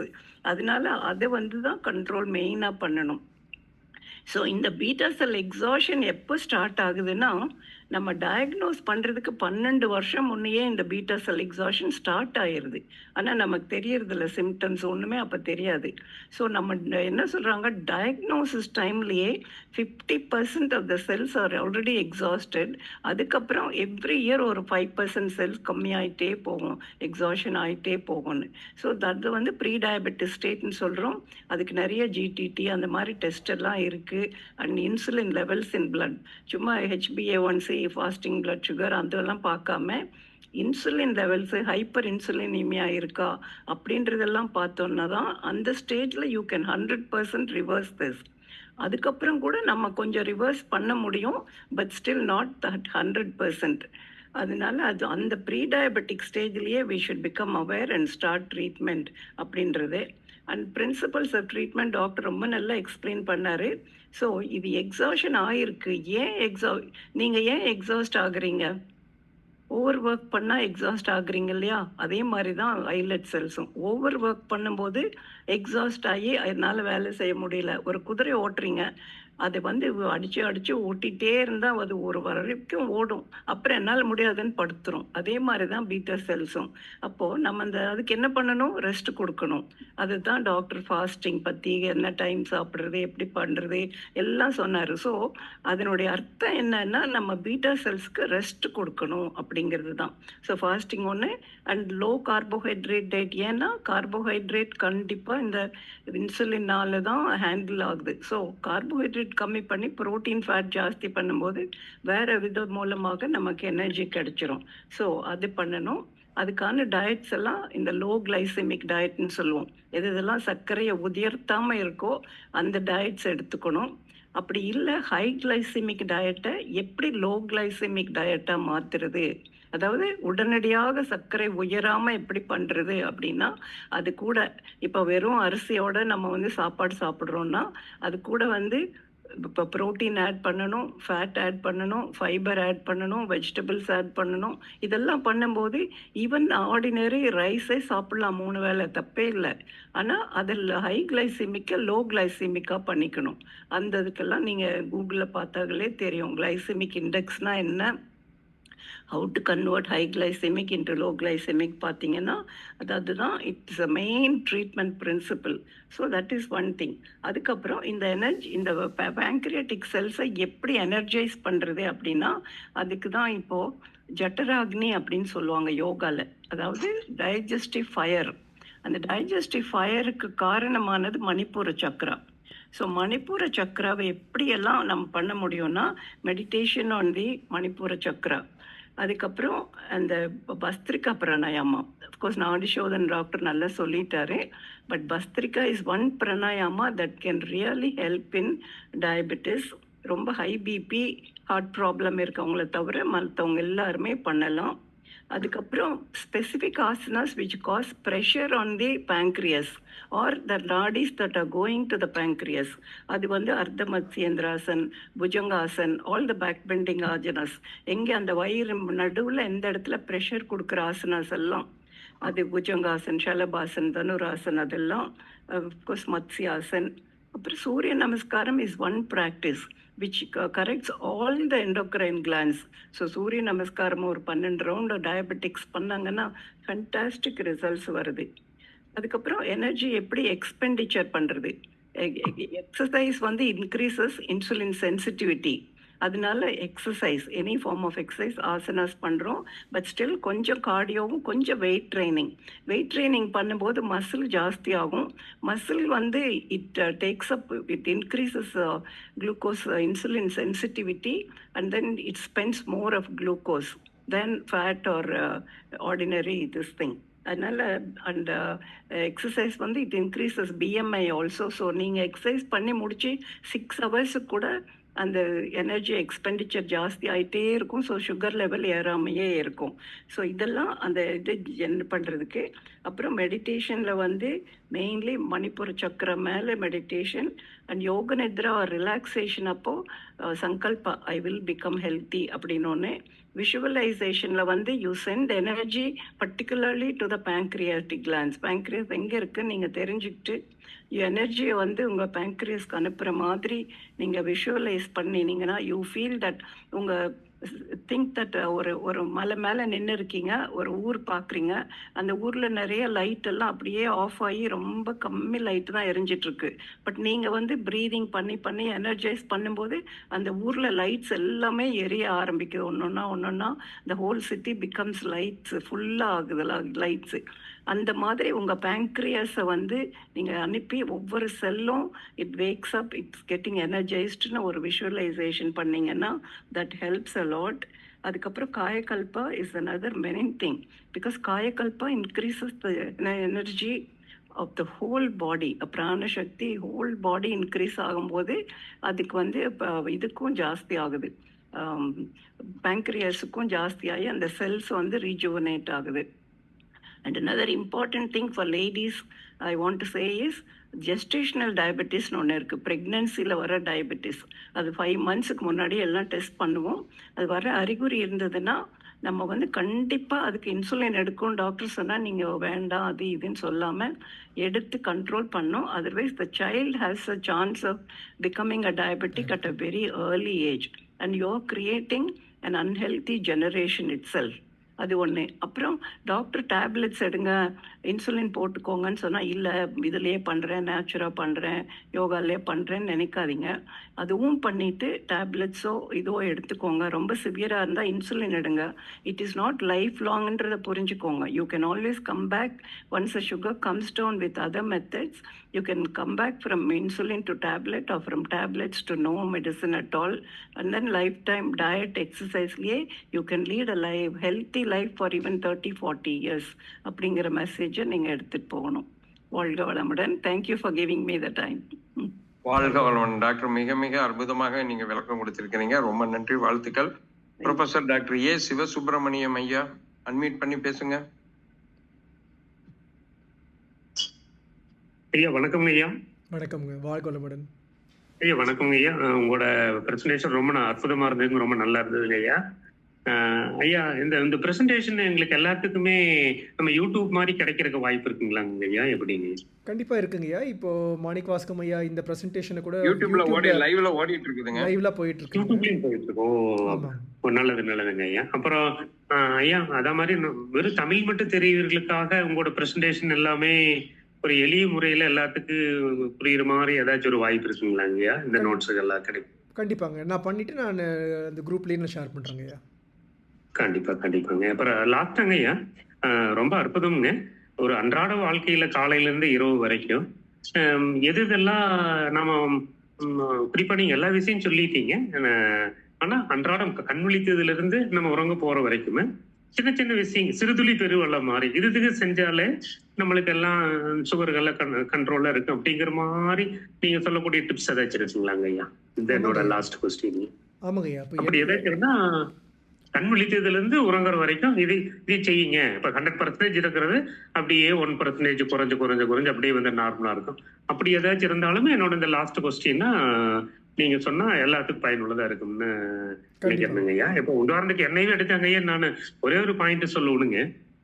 நான் 1999 இருந்து சர்வங்காசனம், கலாசனம், சிரசாசனம் 3 பண்ணிட்டு இருந்தாளுங்க.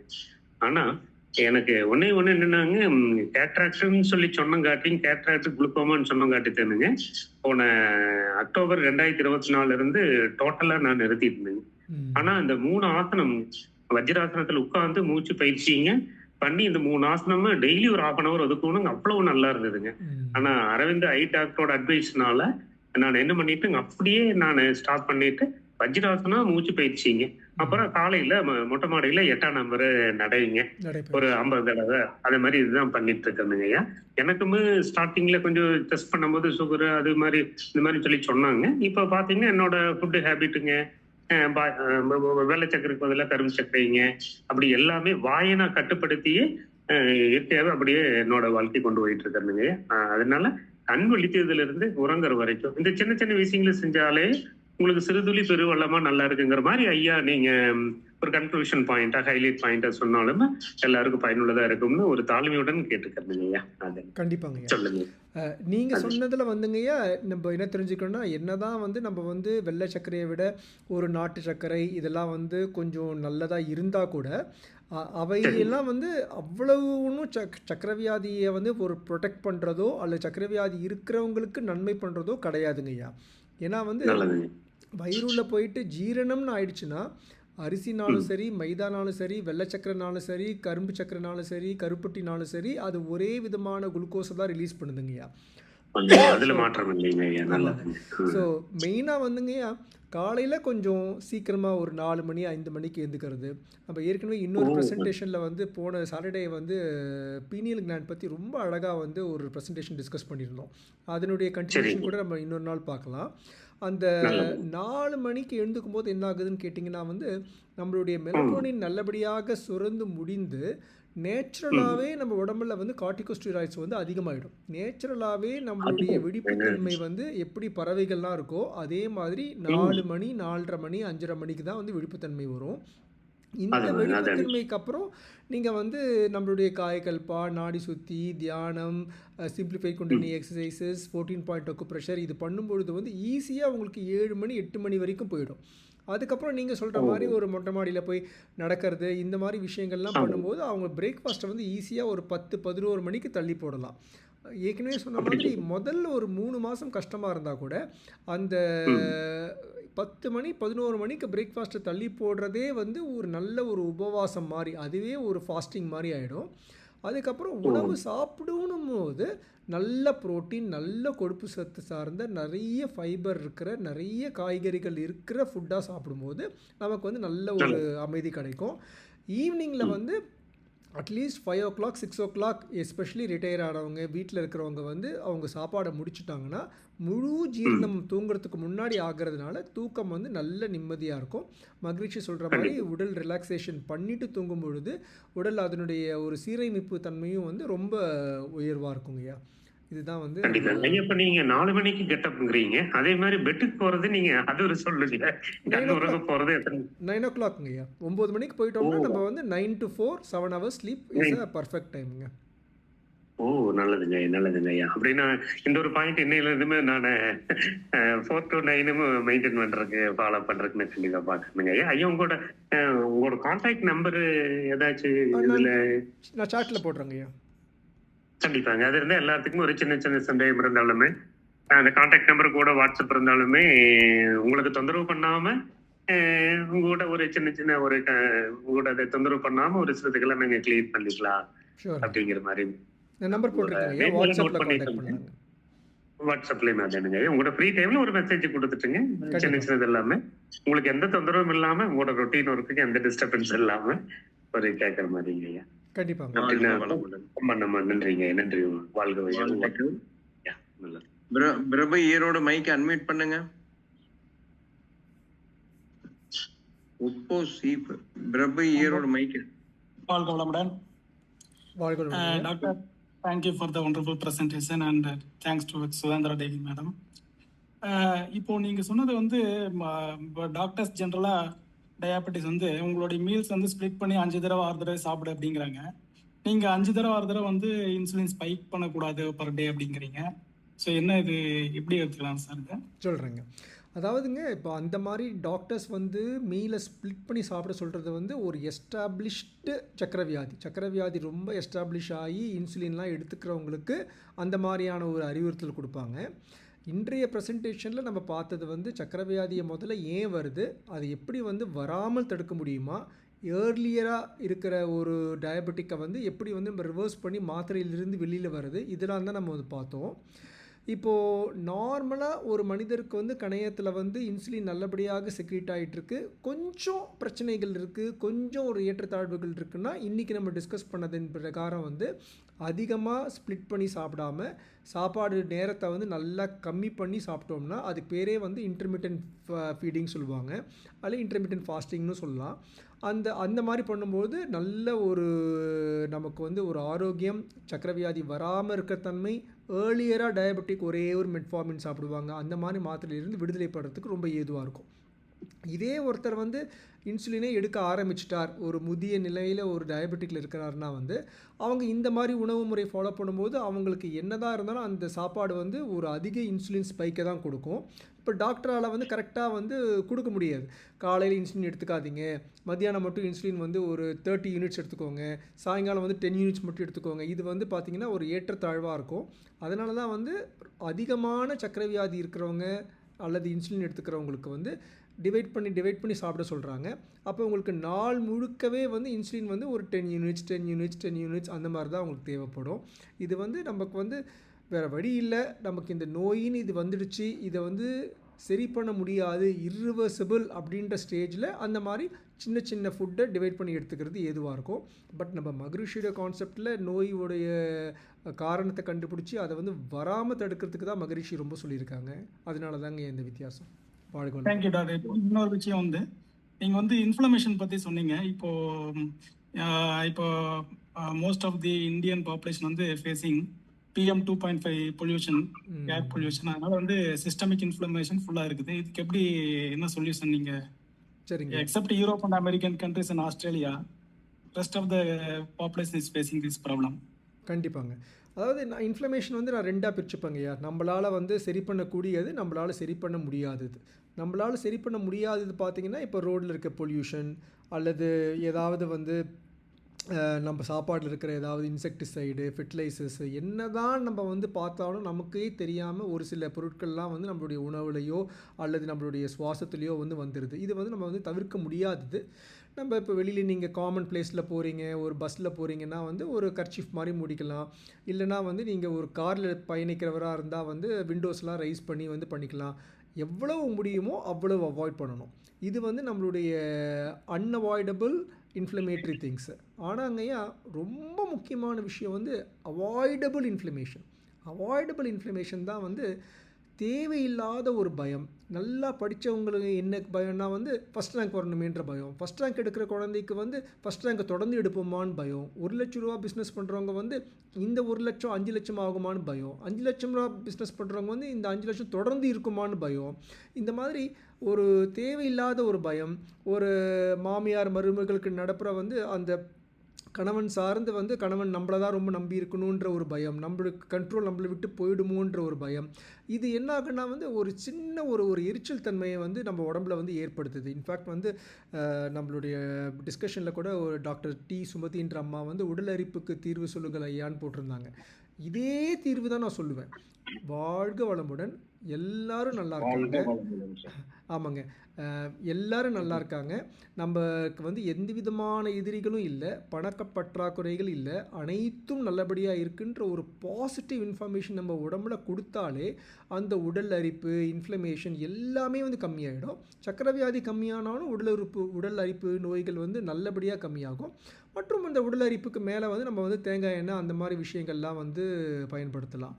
ஸோ மெயினா வந்து ஒரு நல்ல ஒரு கான்ஃபிடன்ஸ், எல்லாமே நல்லா இருக்குன்ற ஒரு பாசிட்டிவான ஒரு ஆட்டிட்யூட், அப்புறம் மகரிஷி சொன்ன அந்த ஒரு வாழ்த்து, இதெல்லாம் வந்து நம்ம பயன்படுத்தும் பொழுது வந்து அந்த இன்ஃப்ளமேஷன்லேருந்து கண்டிப்பாக வெளியே வரலாங்கய்யா முழுவதும். வாழ்க வளமுடன் சார். வாழ்க வளமுடன். கொஞ்சம் நேரம் கருதி கொஞ்சம் சீக்கிரம் முடிச்சுக்கலாம் சார். எக்ஸ்கியூஸ் மீ ஐயா கொஞ்சம் அடுத்தவங்க இருக்கிறாங்க. என்ன நாள் பிரபு ஐயா கொஞ்சம் அடுத்தவங்க நிக்கிறாங்க. ஓகே ஓகே வாழ்க. அடுத்த ரவுண்ட்ல வரும்போது கேட்டுக்கலாம்.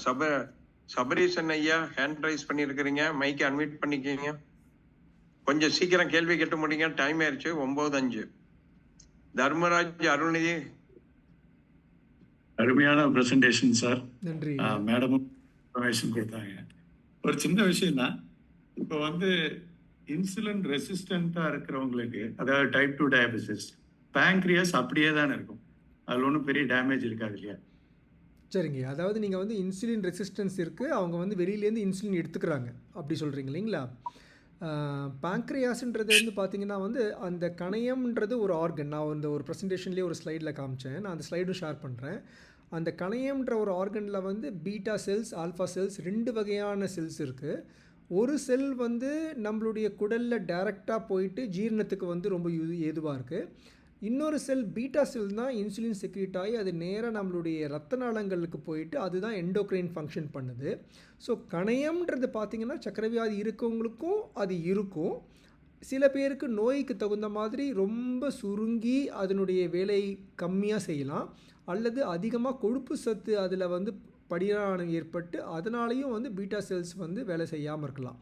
ஸோ நம்மளுக்கு வந்து நீங்கள் பேங்க்ரியாஸ் கணையம் வந்து இன்சுலின் மட்டும் வேலை செய்யலை, அது வந்து எக்ஸோக்ரைன், எண்டோக்ரைன். எக்ஸோக்ரைன் தான் இன்சுலின், எண்டோக்ரைன்றது வந்து நம்மளுடைய ரத்த நாளங்களில் இல்லாமல் நேரடியாக ஜீரணத்துக்கு வருது, ப்ளஸ் கொழுப்பு சத்து ப்ளஸ் அந்த ஃபைபர் எல்லாமே இருக்குது. ஸோ பேங்க்ரியாஸ் இருந்தாலும் அது வேலை வந்து ரொம்ப கம்மியாக செய்யுங்கய்யா. ரொம்ப நன்றிங்க. வாழ்க வளமுடன் சார். வாழ்க வளமுடன். தர்மராஜ் கொஞ்சம் கேட்டுக்கங்க, சீக்கிரம் முடிங்க. தர்மராஜ் ஐயா. ஐயா வாழ்க வளமுடன். வாழ்க வளமுடன் ஐயா. டாக்டர் ஐயா சொன்னது ஒரு முழு நிலையில் நல்லா இருந்ததுங்க. கூட அவங்க டாக்டர்மா சொன்னது நல்லா சப்ளிமெண்ட் பண்ணாங்க, அருமையாக இருந்தது. 2 சேரும்போது ஒரு முழுமையாக இருந்தது. ஆக்சுவலாகவே இப்போ டே டு டே லைஃப்பில் பூரா ரைஸ் ஃபுட்டாகவே எடுக்க வேண்டியதை சந்தர்ப்ப சூழ்நிலை இருக்குது. அது நம்ம அதில் வந்து அவங்க சொன்ன மாதிரி கூட காய்கறி கூட நெய் அதுகளை சேர்த்தும் போது ஒரு பெட்டராக இருக்கக்கூடிய வாய்ப்புகள் தான் அதிகமாக இருக்குங்க ஐயா. நாங்கள் அந்த ப்ரோட்டீனு அதுகள்லாம் அதிகமாக நீங்கள் எடுத்துக்கிறதுக்கு கொஞ்சம் சிரமமாக இருக்குது. ரைஸ் ஃபுட்டாக தான் எடுக்க வேண்டியது. ரைஸ் கூட ப்ளஸ் வெஜிடபிள்ஸு ப்ளஸ் நெய் ப்ளஸ் அது மாதிரி பருப்பு எல்லாம் சேர்த்து சாப்பிடும்போது நம்ம அந்த நீங்கள் சொல்கிறது அந்த சுகர் லெவல் ரெடியாகிறதுக்கு கொஞ்சம் நல்லா இருக்குங்கய்யா. நீங்கள் வெஜிடேரியன் இல்லைங்களா?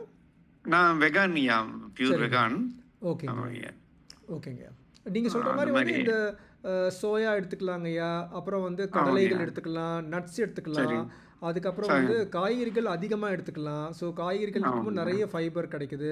நீங்கள் சாப்பிட்ற முறை கரெக்டான முறை தான். அந்த சிம்பிள் கார்போஹைட்ரேட்ஸ் கம்மி பண்ணிட்டு எடுத்தோம்னா சரி. 3 நேரம் மீல்ஸுக்குமே கூட காய்கறி நிறைய எடுத்துக்கிறோம். அப்புறம் இன்டர்வெல்ல ஃப்ரூட்ஸும் நட்ஸும் எடுத்துக்கிறோம். ஐயா நீங்கள் சொன்னதை வந்து நான் சின்னதாக மாற்றி சொல்கிறேன். 3 வேளை மீல்ஸில் வெஜிடபிள் எடுத்துக்கிறதுக்கு பதிலாக 3 வேளை வெஜிடபிள்ஸில் கொஞ்சம் மீல்ஸாக எடுத்துக்கோங்க. அப்படிதான் செய்யறோம். மீல்ஸ் வந்து equal part. Every hand of rice will have a hand of vegetable. கண்டிப்பாங்க. ஒவ்வொரு வாய் சாப்பாடு கூட ஒவ்வொரு வாய் வெஜிடபிள் சேராமல் இருக்காது. அதே மாதிரி நீங்கள் இந்த ஃப்ரூட்ஸ் சொன்னீங்க இல்லைங்களா, இப்போ வந்து அந்த ஃப்ரூட்ஸ் மட்டுமே, இப்போ ஒரு மாம்பழம், வாழைப்பழம் அந்த மாதிரி ஃப்ரூட்ஸ் மட்டுமே சாப்பிடும்போது கொஞ்சம் பிரச்சனையாகும். இதே ஒரு கொய்யாக்காய் அந்த மாதிரி ஒரு நட்ஸு அது சேர்ந்து சாப்பிடும்பொழுது நமக்கு வந்து அது சாப்பிடும்போதே நமக்கு தெரியும் இது வந்து ஒரு சுகரை வந்து டக்குன்னு பூஸ்ட் பண்ணி அதிகமாக்குற ஒரு பொருள், இது வந்து நம்ம சுகரை வந்து கண்ட்ரோல் பண்ணுற பொருள்ன்ற ஒரு வித்தியாசம் தெரிஞ்சு எந்தெந்த சரி. பொருள்லாம் சுகரை வந்து ஸ்பைக் பண்ணுதோ அதை தனியாக சாப்பிடாம அது கூட கொஞ்சம் காய்கறிகள், கொய்யாக்காய் அந்த மாதிரி காயான பொருட்கள் வச்சு சாப்பிடணும். இப்போ வாழைப்பழமே ஓகே. சாப்பிட்றோம்னா ரொம்ப படுத்து ஒரு சின்ன சின்னதாக புள்ளி இருக்கிற மாதிரி வாழைப்பழம் இல்லாமல் கொஞ்சம் காய் வாட்டில் சாப்பிடணும். அந்த மாதிரி ஓகே. மாங்காய் சாப்பிடலாம் மாம்பழத்தை விட. அந்த மாதிரி சரிங்க. சக்கரவாதி எஸ்பெஷலி இருக்கிறவங்களுக்கு கொஞ்சம் ஃப்ரூட்ஸ் கூட வந்து அவ்வளவு ஒரு ஏதுவான ஒரு உணவு கிடையாதுங்கய்யா. ஓகேங்க. நன்றிங்க, நன்றி. வாழ்க வாழ்க வளமுடன். வாழ்க வாழ்க வாழ்க. வளமுடன். கெஸ்ட்னு போட்டிருக்கிறீங்க, மைக்கை அட்மிட் பண்ணுங்க சார். அறிமுகப்படுத்திக்கிங்க. கெஸ்ட்னு வந்திருக்குது.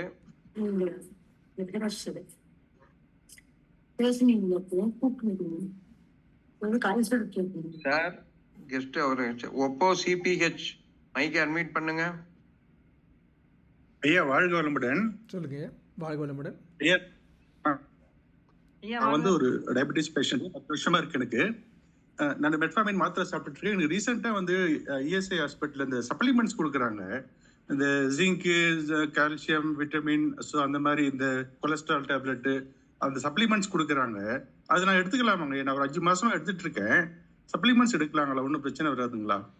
அதாவது எப்படின்னு கேட்டிங்கன்னா சப்ளிமெண்ட்ஸுன்றது பார்த்தீங்கன்னா இப்போ ஃபார் எக்ஸாம்பிள் வந்து நீங்கள் இப்போ ஒரு ஜிங்க் எடுத்துக்கோங்களேன். உங்களுடைய ஓகே. உணவில் வந்து ஒரு கேஷ்யூ நட்டு, கிரவுண்ட் நட்டு, பிஸ்தா பருப்பு, பாதாம் பருப்பு போல ஃப்ரூட்ஸ் நிறைய எடுத்திருக்கீங்க. ப்ளஸ் நீங்கள் நல்ல ஹை ஃபைபர் நிறைய வெஜிடபிள்ஸ் இருக்கிற ஃபுட் சாப்பிட்றீங்கன்னா உங்கள் உடம்புலையே அந்த சாப்பாடுலேயே வந்து ஜிங்க் இருக்கும். இப்போ இருக்கிற வசதியிலே நீங்கள் ஃபோனில் ஜஸ்ட்டு ஜிங்க் அதிகமாக உள்ள உணவுப் பொருட்கள் போட்டிங்கன்னா கடன்னு 10 பொருள் வந்துடும். இப்போ அந்த பொருளை நீங்கள் இப்போ அதிகமாக சாப்பிடும்பொழுது உங்கள் உடல் வந்து கஷ்டப்பட்டு அந்த பொருளை வந்து ஜீரணம் பண்ணி அதிலிருந்து ஜிங்கை வந்து அது வந்து அப்சார்ப் பண்ணி உங்கள் உடலுக்கு வந்து கொண்டு போகுது. உடலில் வந்து உணவு மூலியமாக போகிற ஜிங்க் வந்து எப்போவுமே வந்து ரொம்ப ரொம்ப ஹை குவாலிட்டி.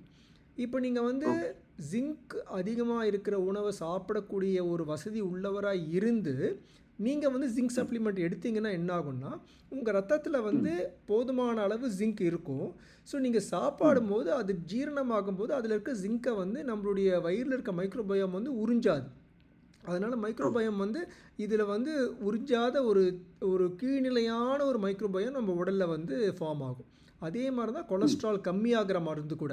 நீங்கள் சாப்பாடில் வந்து நல்ல கொழுப்பு சத்து இப்போ வந்து எந்த விதமான உணவு முறையில் வந்து வெஜிடேரியன், வீகன் இந்த பிரச்சனையெல்லாம் இல்லாத இருக்கவங்களுக்கு வந்து நீங்கள் வந்து ஃபிஷ் எடுத்துக்கலாம், ஓரளவுக்கு ஒரு மாமிசங்கள் எடுத்துக்கலாம், மற்றபடி வந்து முட்டை எடுத்துக்கலாம், நெய் எடுத்துக்கலாம், இந்த சோயா எடுத்துக்கலாம், வெண்ணெய் எடுத்துக்கலாம், தேங்காய் எண்ணெய் எடுத்துக்கலாம். இந்த மாதிரி பொருட்கள் சாப்பிடும்போது என்ன ஆகும்னு கேட்டிங்கன்னா நல்ல கொழுப்பு சத்து வயிறுள்ள போகிறதுனால வந்து தீய கொழுப்பு சத்து சேரவே சேராது. ப்ளஸ் இந்த கொழுப்பு சத்து வந்து உங்களுக்கு அந்தளவுக்கு சுகர் ஸ்பைக்கும் தராது. நீங்கள் வந்து அந்த ஆன்டி கொலஸ்ட்ரால் மாத்திரையே எடுத்துக்க தேவையில்லை. சப்ளிமெண்ட்ஸ் யாருக்கு தேவைன்னா உண்மையாகவே ஒருத்தருக்கு வந்து ஒரு பிரச்சனை இருக்குது. இப்போ ஃபார் எக்ஸாம்பிள் பார்த்தீங்கன்னா இப்போது எங்களை மாதிரி வந்து இங்கிலாந்து அண்ட் அமெரிக்காவில் வாழ்கிறவங்களுக்குலாம் வந்து சூரிய வெளிச்சம் ரொம்ப கம்மியாக இருக்கும். சூரிய வெளிச்சம் கம்மியாக இருக்கும் போது வந்து விட்டமின் டி எடுத்து தான் ஆகணும். ஏன்னா வந்து விட்டமின் டி வந்து சூரிய வெளிச்சத்துலேருந்து மட்டும்தான் வருது, வேறு ஆப்ஷனே இல்லை. அந்த மாதிரி இப்போது யாராவது ஒருத்தர் வந்து வெஜிடேரியனாக இருக்கார், வேறு வழியே இல்லாத போது அவர் வந்து ஒரு காட் லிவர் ஆயில் அந்த மாதிரியான B12க்கான ஒரு மருந்து ஏதாவது எடுத்துக்க வேண்டியிருக்கும். நீங்கள் உணவு முறையில் எந்த விதமான ஒரு கட்டுக்கோடு இல்லாதவங்க வந்து நீங்கள் என்ன டிஃபிஷியன்சி இருக்கோ அதை பார்த்து நீங்கள் உணவு முறையில் சாப்பிடும்பொழுது அது மிக உயரிய சப்ளிமெண்ட்டாக இருக்கும் மாத்திரை மருந்தை விடங்க. இல்லை, என்னோட உணவுல வந்து கம்மியான சத்து தான் ஐயா, ரொம்ப ஹை இதெல்லாம் கிடையாது. ஸோ அதனால நான் எடுத்துக்க வேணாங்க, அது மட்டும் சொல்லுங்க ஐயா. எடுத்துக்கலாம், எடுத்துக்கிறது தப்பு கிடையாது. ஆனால் நீங்கள் உணவு முறையை அதிகப்படுத்துறதுக்கு நீங்கள் வந்து முயற்சி பண்ணணும். இப்போ ஒரு வீடு வாங்கி வாடகை விடுறோம், ஒரு பைக்லேருந்து காருக்கு போகிறோம், இது எல்லாத்த விட ரொம்ப முக்கியமானது நல்ல குவாலிட்டியான உணவை நம்ம உடலுக்கு கொடுக்கறது ரொம்ப முக்கியம் ஐயா. அது கொஞ்சம் முயற்சி பண்ணுவோம் ஐயா. நன்றி, நன்றி. வாழ்த்துக்கள் சார். அனைவருக்கும் நன்றி, வாழ்த்துக்கள். மீண்டும் நாளை காலை தவத்தில் சந்திப்போம். டாக்டர் சார் ரொம்ப நன்றிங்க சார். வாழ்க வளமுடன் சார். நன்றி. இந்த அளவில் இந்த நிகழ்வை நாம் நிறைவு செய்கிறோம். வாழ்க வளமுடன். அனைவருக்கும் நன்றி, வாழ்த்துக்கள் சார். வாழ்க வளம். வாழ்க வாழ்க வளம்.